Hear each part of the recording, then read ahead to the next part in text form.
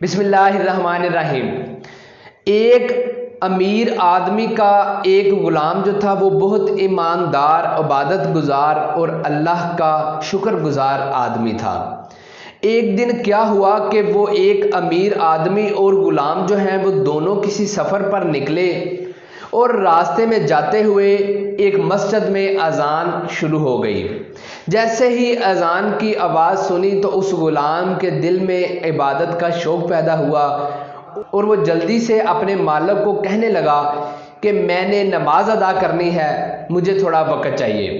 तो ये कहकर अमीर आदमी का जो ग़ुलाम था वो मस्जिद में चला गया, लेकिन अमीर आदमी को ऐसा तकब्बर था कि उसने मस्जिद में जाकर अल्लाह की इबादत करना मुनासिब ना समझा और दौलत के नशे में बाहर ही कहीं बैठ गया और अपने ग़ुलाम का इंतज़ार करता रहा।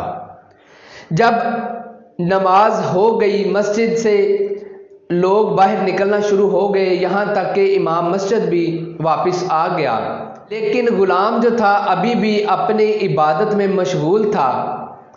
ये देखकर और उसने आवाज़ लगाई कि ए बंदे, तुझे कौन सी ऐसी चीज़ है जो मस्जिद से बाहर नहीं आने दे रही? सारी दुनिया चली गई है अपने घरों को, हमें भी अपने काम पर जाना है। ये बात जब ग़ुलाम ने सुनी तो उसने बहुत ही खूब जवाब दिया। उसने ये कहा कि वही चीज़ जो तुम्हें मस्जिद के अंदर नहीं आने दे रही, वही चीज़ मुझे मस्जिद से बाहर नहीं आने दे रही।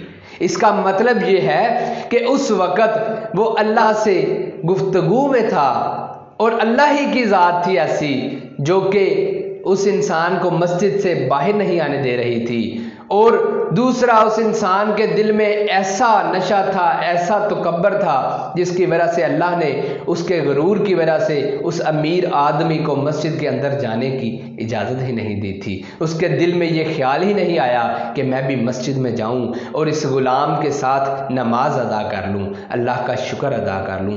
दोस्तों याद रखिएगा, दुनिया की सारी चीज़ें मिल जाएंगी, लेकिन जो अल्लाह का कुर्ब है वो सिर्फ़ और सिर्फ अल्लाह के बरगज़ीदा परहेज़गार इंसान को ही मिलती है। ये नहीं है उसमें कोई अमीर है या गरीब है। सिर्फ़ और सिर्फ गुरूर और तकब्बर को छोड़ना चाहिए, अल्लाह के आगे झुकना सीखिए। दुआ है कि हम सब इस पर अमल करेंगे। मुझे अपनी दुआओं में याद रखिएगा। इस वीडियो को ज़्यादा शेयर कीजिएगा। अस्सलामु अलैकुम।